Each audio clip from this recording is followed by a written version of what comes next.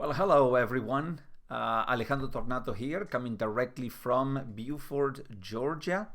And it's, as I normally say every single night, it's a delight to be connecting with all of you once again. And it's Friday, and I hope that you are getting ready for an invigorating and battery recharging weekend. Okay? So today, I want to talk to you about courage. I want to talk to you about courage. Now, let's talk about courage, especially when it is the courage that great leaders display. You know, that's one of the traits that great leaders have to display over and over and over and over again is courage.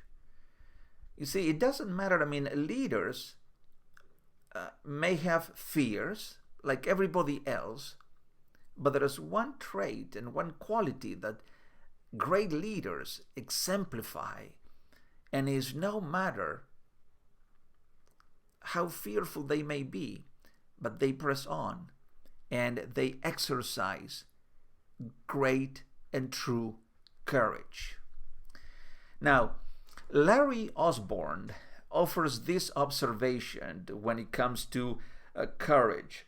Larry says, the most striking thing about highly effective leaders is how little they have in common.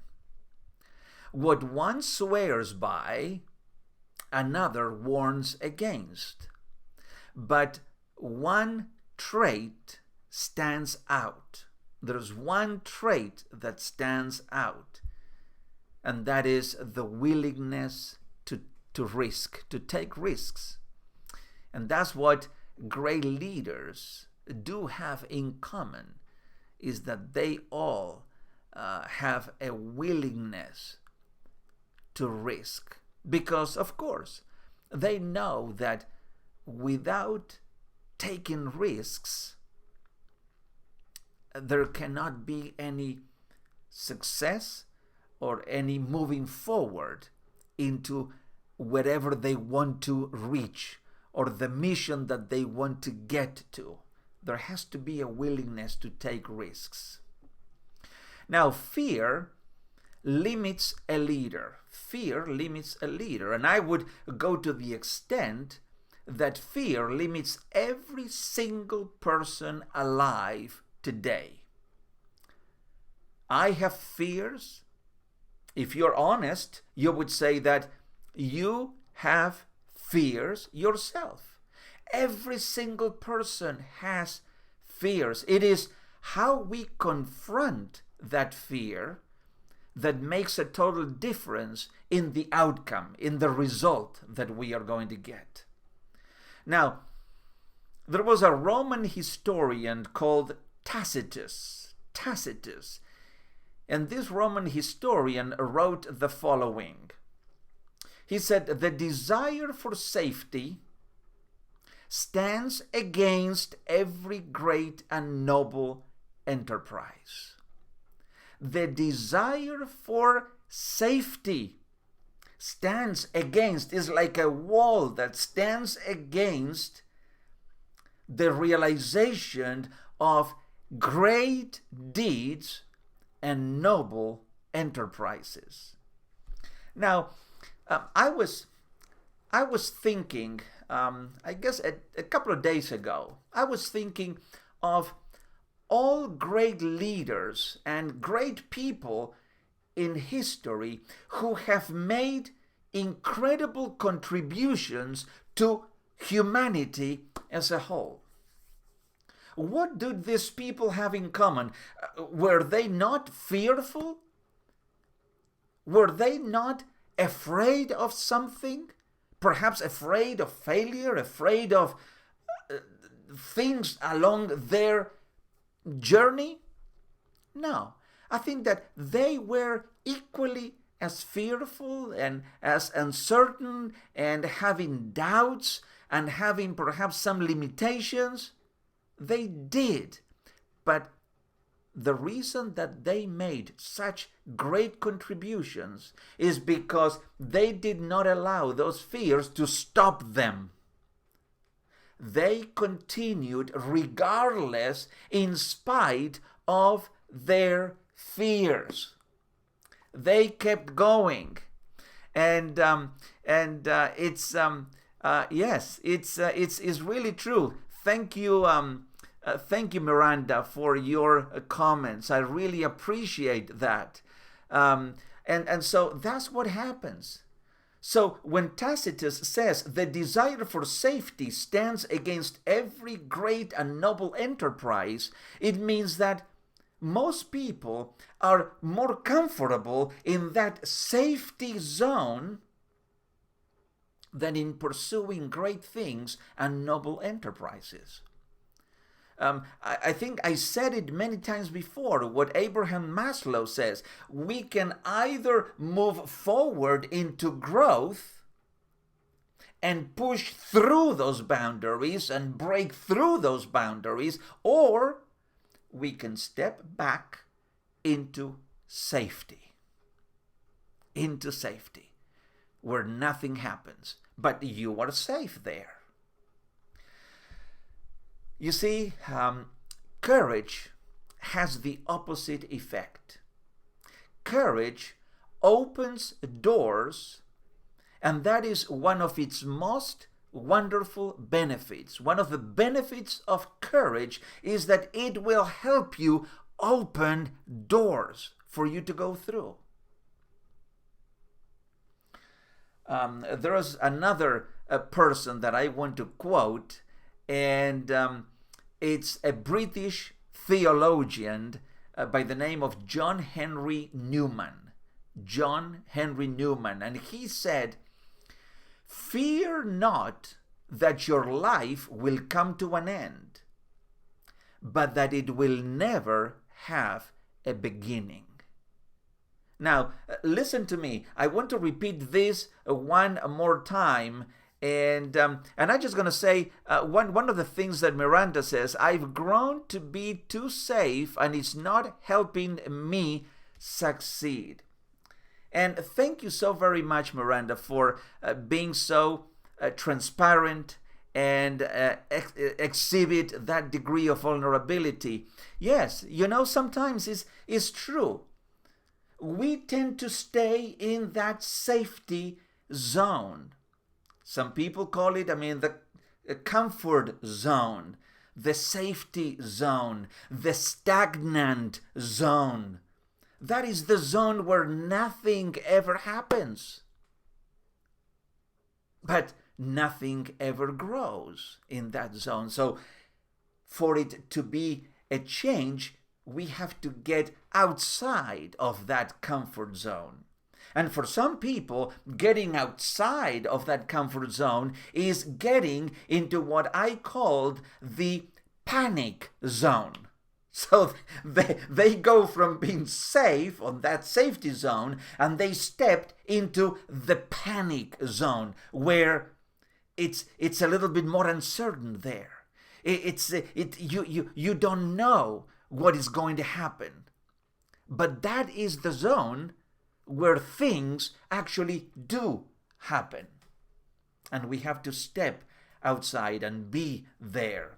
So, but I want to repeat this statement by this British theologian, John Henry Newman. He said, fear not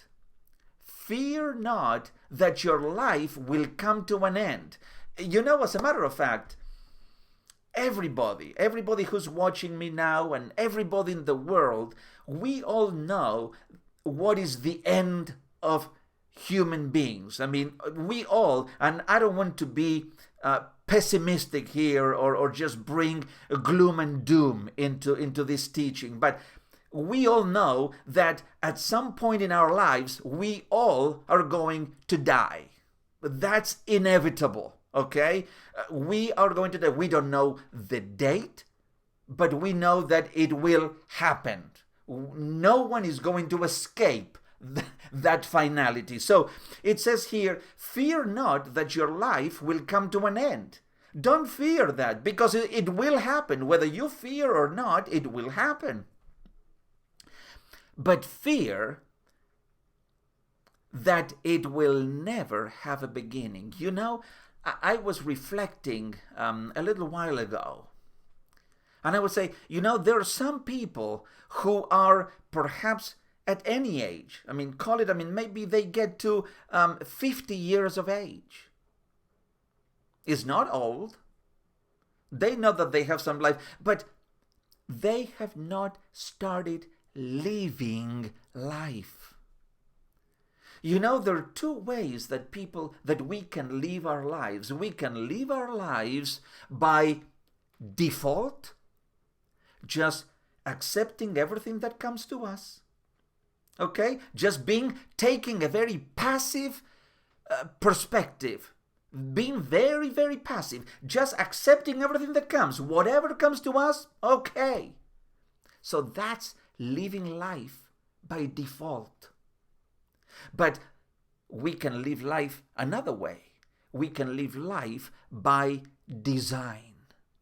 We can take the bull by the horns, and we can say, okay, I was dealt these cards. I don't like these cards. I demand another set of cards. That's what I want.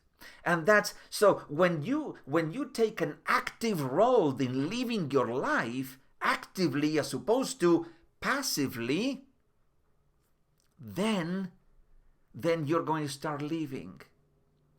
Then you're going to start living.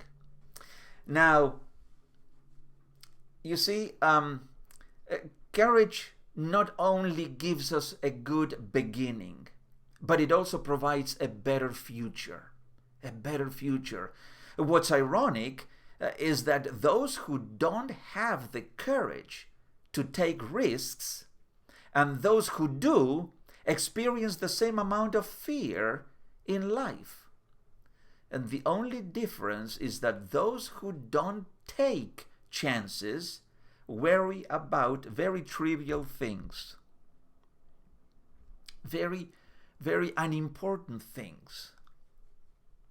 You know, Eleanor Roosevelt, the wife of President Roosevelt, stated the following. She says, "You gain strength, courage, and confidence by every experience in which you really stop to look fear in the face." Don't look fear in the face. You are able to say to yourself, I lived through this horror, whatever horror would be for you.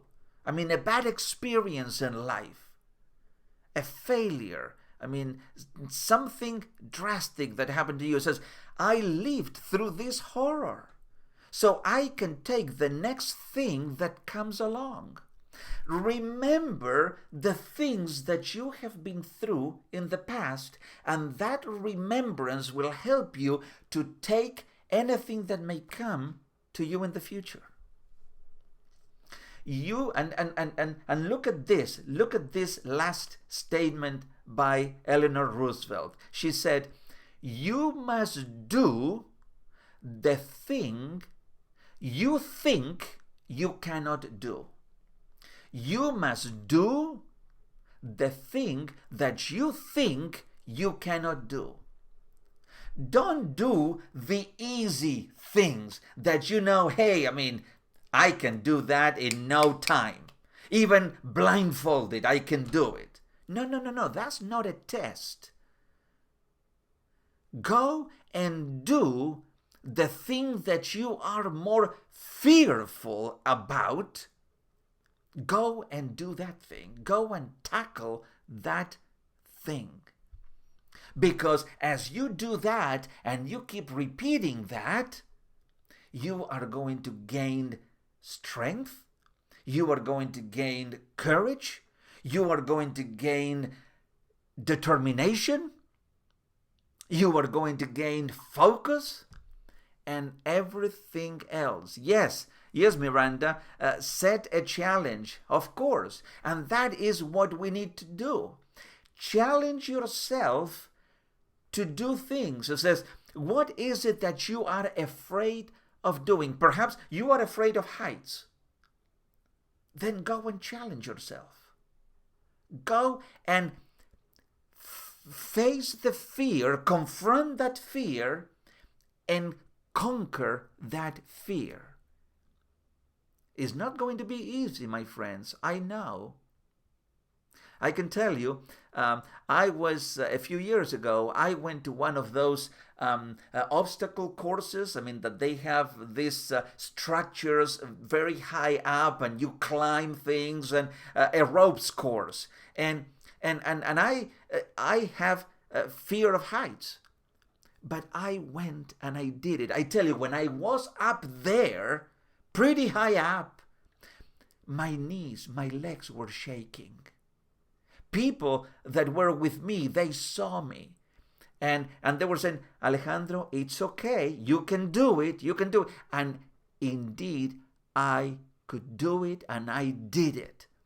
And it felt so good at the end of it.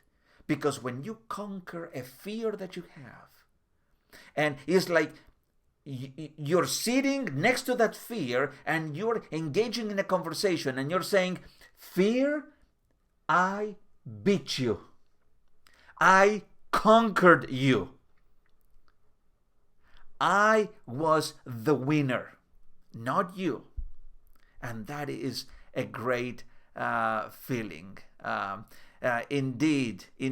Let me see. It says, Miranda says, can someone be a good leader that doesn't necessarily challenge themselves, lives in the comfort zone? I tell you one thing. I think that leaders, true leaders, Miranda, are those who are not afraid to challenge themselves. I think that when they got to that real position of true leadership, not because of luck, but because they deserve that position and they earned that position. And they are exhibiting good, solid, and effective leadership, even servant leadership, looking after their followers and enhancing the experience of others, and even developing other leaders. They are not afraid of challenges, and they are not afraid of really doing things. They are afraid, but they conquer that fear. They push through it, and I mean it's developing that habit. And developing that, and you do it once and twice and many times, and at the beginning it's going to be hard. It's going to be hard, but then it'll become easy as you keep doing it. So let me just wrap up this teaching, telling you this or encouraging you this. Now, for the benefit of your team, if you're a leader and you have people under you, working under you, and for the benefit of your team, if you are in an organization or a small business leader or even an entrepreneur, or if you are just by yourself, you are a solopreneur, for your own benefit, I encourage you, begin today to do something that you are afraid of. And do it today. And begin the journey of conquering fear with taking real action. You know, the enemy number one of fear, you know what it is? not taking, I mean, taking action, as a matter of fact. Because when you take action, you defeat fear. Now, fear wins when fear presents itself and you just do absolutely nothing. You become paralyzed. That's when fear wins. But when you take appropriate action and take one step after another and you begin winning over fear, then that is fear's number one real problem, is when people begin to take action. So I encourage you today, begin taking action towards something that you are afraid of doing. And you're going to see pretty soon how that will begin to transform your life and begins to transform other people's lives that you are in contact with. And as Miranda says, and it feels great too. It does. It really does feel great. I can tell you from my own experience. It feels great when you can say, I won over my fear. Fear did not win. Now, remember, it's not going to be perfect. You are going to fail. You are going to make mistakes. Yes, but just keep that moving forward. Keep that going. And you will continue to grow in that area. So, thank you so very much, for being and joining me. I really appreciate it. It's always great to be connecting with all of you. Listen, if you want to contact me directly, there is my website, alejandrojtornato.com. alejandrojtornato.com. There in my website, you'll have all the contact information.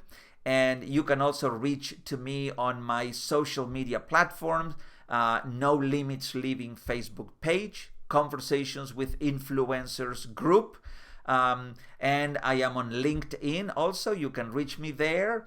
And I encourage you, if you haven't had a chance to listen to an episode of my podcast, The Alejandro Tornato Show, I encourage you to do that. There are wonderful episodes on leadership, personal growth and development, and there are great conversations with incredible leaders and game changers. Great insights. So go to Apple Podcast or your platform of choice and search for The Alejandro Tornato Show podcast. And so until the next time that we meet, thank you so very much.